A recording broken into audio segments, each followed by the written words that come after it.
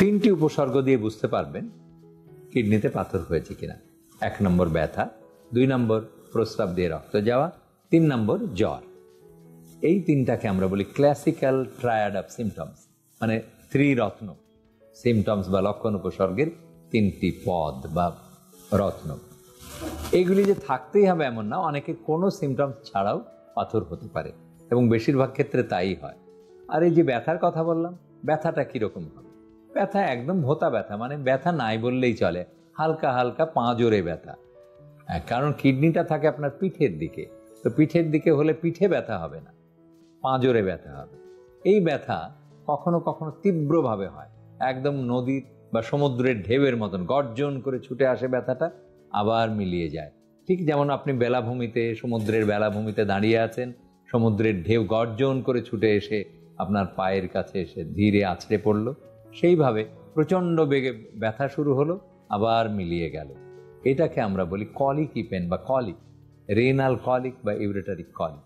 এই ব্যথাটা প্রচণ্ড বেগে হয়, এই কলিক ব্যথাটা, এবং পেটের সাথে বালিশ চেপে নিয়ে মানুষ গড়াগড়ি করতে পারে। এই ব্যথাটাকে আমরা বলি কলিক।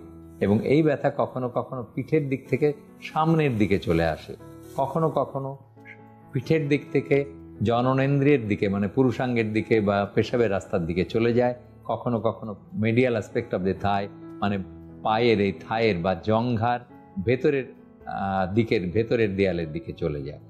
এইগুলি হলো কিডনির পাথরের ব্যথা।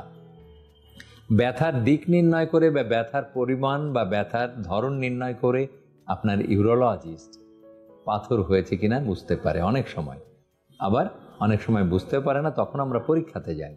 আর এই পরীক্ষাগুলি হচ্ছে মানে প্রথম হচ্ছে সেরাম ক্রিয়েটিনিন বা কিডনির ক্রিয়েটিনিনের মাত্রা, তারপরে প্রস্রাবের অতি সাধারণ পরীক্ষা যেটাকে আমরা বলি routine examination of urine culture sensitivity, আর এরপরে আসছে আলট্রাসনোগ্রাম অফ KUB বা কিডনি এলাকার একটা আলট্রাসনোগ্রাম, তার মধ্যেই পাথর দেখা যায় ইকোজেনিক শ্যাডো হিসেবে।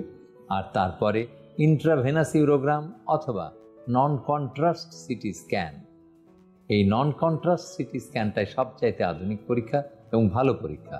তাতে করে কিডনির পাথর কোথায় হয়েছে, কতখানি হয়েছে, কত বড় সাইজের হয়েছে, কোন লোকেশনে আছে, সেগুলি বোঝা যায়।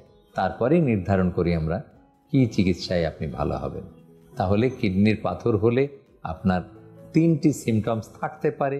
3টি সিমটমসের মধ্যে যে কোনো একটি থাকতে পারে, যে কোনো 2টিও থাকতে পারে। আবারও স্মরণ করিয়ে দিচ্ছি, ক্লাসিক্যাল ট্রায়াড অফ সিমটমস।